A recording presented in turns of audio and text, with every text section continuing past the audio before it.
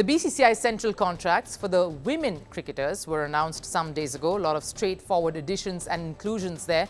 But there will be a few contentious changes over in the men's contracts this year. And as we wait for the official announcement, we thought we would give you a bit of a curtain raiser on who could possibly be in, who could possibly be out, who could be demoted and promoted. There promises to be quite a few alterations from the list that was finalized in 2024, but this year marks a definite shift in that list of names. Before I go any further, I have to talk about the criteria to be in these contracts. You had to have played at least 3 test matches, 8 one-day internationals or 10 T20 internationals for India in a calendar year. The biggest talking point will be, of course, around the big 2, the top dogs, Virat Kohli and Rohit Sharma.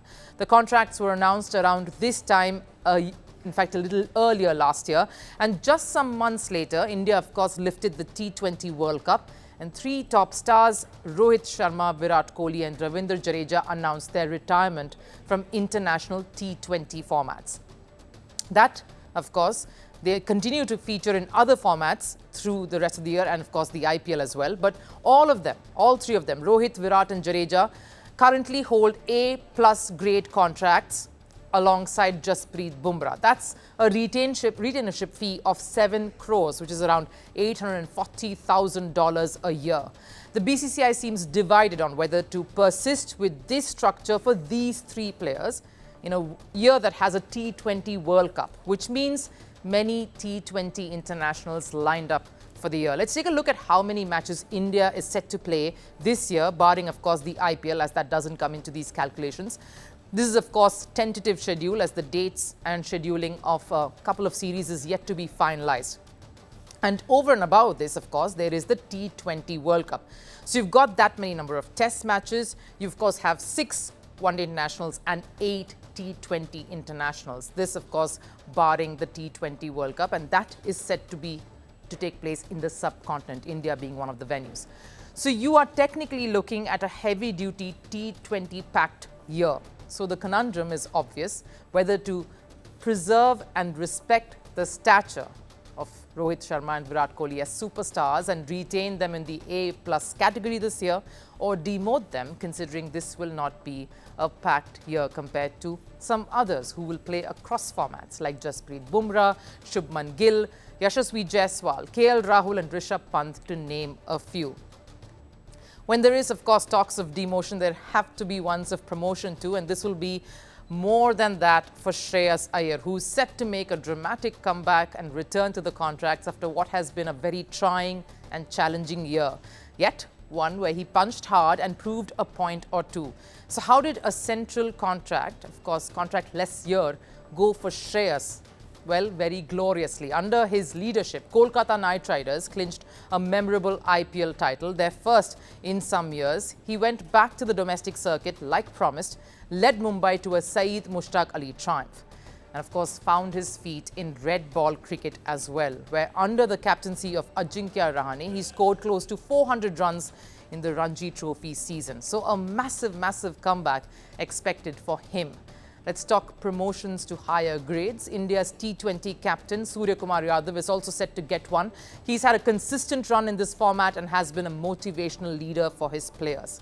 So too Axar Patel, who's growing in stature as an all-rounder and a leader among ranks. He was recently vice-captain in India's series against England, and he's now captaining the Delhi franchise at the Indian Premier League. He's shown sharpness, especially with his skills and as a leader. Yashasvi Jaiswal, the youngster, could also be bumped up, has been a top performer for India across all formats and has never failed to impress, no matter the opposition or the conditions he's come out at. Let's talk inclusions and exclusions. Akashdeep and Nitish Kumar Reddy may get included into the contracts. They passed the criteria and put in some key performances during the course of last year, especially in the longer formats. Players like Ruturaj Gaikwad, Shardul Thakur, who are contracted but do not meet the basic requirements to persist with. So there may be a call on that, on whether they would be excluded. But the final decision of that, of any exceptions that can be made to the contracts, even ignoring some of the rules that are in place and go against the BCCI policy, rests with the BCCI Secretary Devajit Saikia and of course the coach Gautam Gambhir, who could finally weigh in. Greeting you with aloha and namaste. I love India. Presence, occupation of a territory by another country pertains to India, what we saw in Kashmir. The Prime Minister Modi. How do you see Trump's America? Yes, the current administration behaves differently from the previous administration.